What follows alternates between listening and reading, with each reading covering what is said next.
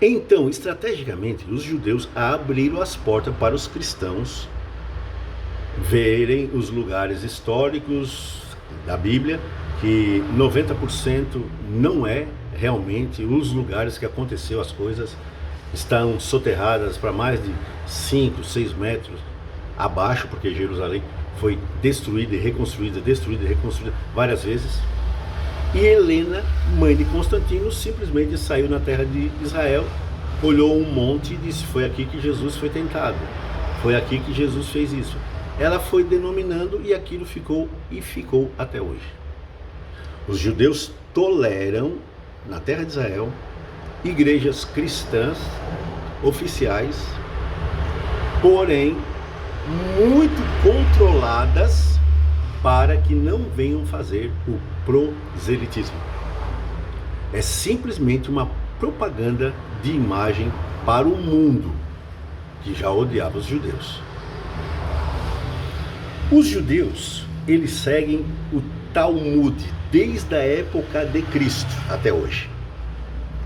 Eles acreditam que o livro de Gênesis é figurado, simbólico, não é verdadeiro. A história de Adão e Eva é tudo um simbolismo. Eles não acreditam nas escrituras como elas são. Eles acreditam no Talmud, que é o apoio para interpretar as escrituras. Assim como os TJs acreditam que para entender a Bíblia tem que ter a revista Sentinela. Os judeus têm fama perante nós de serem prósperos e ricos por causa da bênção de Abraão. Outro engano fatal. A bênção de Abraão e aos seus descendentes foi explicado por Paulo que Deus não estava falando dos descendentes, e sim do descendente, que era Jesus. Ao contrário disso, Moisés disse no Monte da Maldição que eles iriam passar dificuldade. Eles sempre foram pobres. Agora, no século 20 e 21, nós temos a imagem do judeu rico, e eu vou explicar o porquê. Mas eles sempre foram pobres, fugitivos, necessitados, desde a época de Jesus. Nunca se teve essa fama do judeu rico. O que ocorreu é que, enquanto o judeu morava na Europa, e naquela Europa era proibido para o católico emprestar o seu dinheiro com usura. Não podia, era proibido. Mas como o judeu não era católico, ele não tinha esse problema. Então, o mesmo povo que perseguia os judeus, quando precisava de dinheiro, procurava os judeus para pedir empréstimo. Os judeus emprestavam com grande usura, ganhando dinheiro.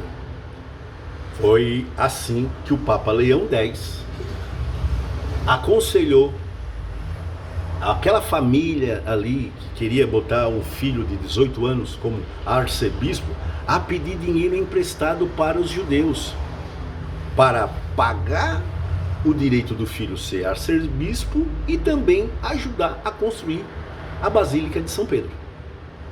Quando Tetzel foi lá pregar as indulgências, ele estava a mando do Papa, mandado pelo Papa, para tentar recolher dinheiro da população para pagar a família de judeus.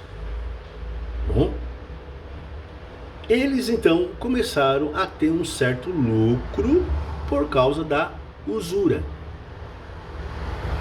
Até que nos anos de 1600 aparece a família Rothschild, que não era o nome Rothschild. Rothschild quer dizer escudo vermelho. Meyer era um homem, um judeu, que tinha 5 filhos. Na porta da casa dele tinha uma estrela, que hoje nós chamamos de estrela de Davi. Mas se você ver na Bíblia, onde é que está escrito estrela de Davi? Onde é que está a estrela de Davi? Aonde que diz que Davi tinha a estrela como símbolo? Davi, sendo da tribo de Judá, o símbolo da bandeira daquela tribo era um leão e não uma estrela. Falando de estrela, Deus condenou Israel porque adorava a estrela de Refã no deserto.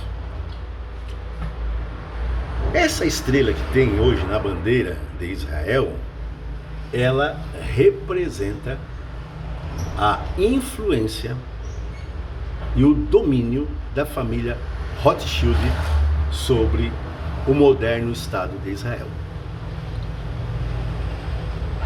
Rothschild quer dizer estrela vermelha, brasão vermelho. Tá? Não existe na Bíblia, você não vai encontrar. O símbolo de Davi, por ser da família de Judá, era um leão. Essa estrela é a estrela da família Rothschild, que injetou muito dinheiro para poder surgir o moderno Estado de Israel. Os judeus de hoje, eles não creem ainda na Torá. O principal deles é o Talmud. Tinha um judeu que eu nunca engoli isso, nunca engolia ele, que ele ia aqui para Camboriú dar aula de judaísmo para os cristãos.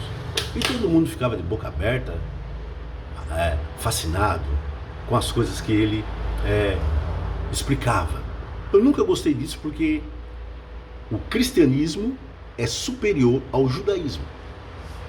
Agora, por pouco tempo, ele apareceu nas redes sociais, junto com outro judeu, declarando que Jesus não é Deus.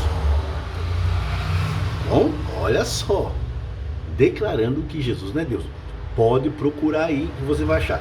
Eu não posso falar o nome dele, mas vocês conhecem o judeu que sempre pregou aqui em Camboriú, que dava aula de judaísmo.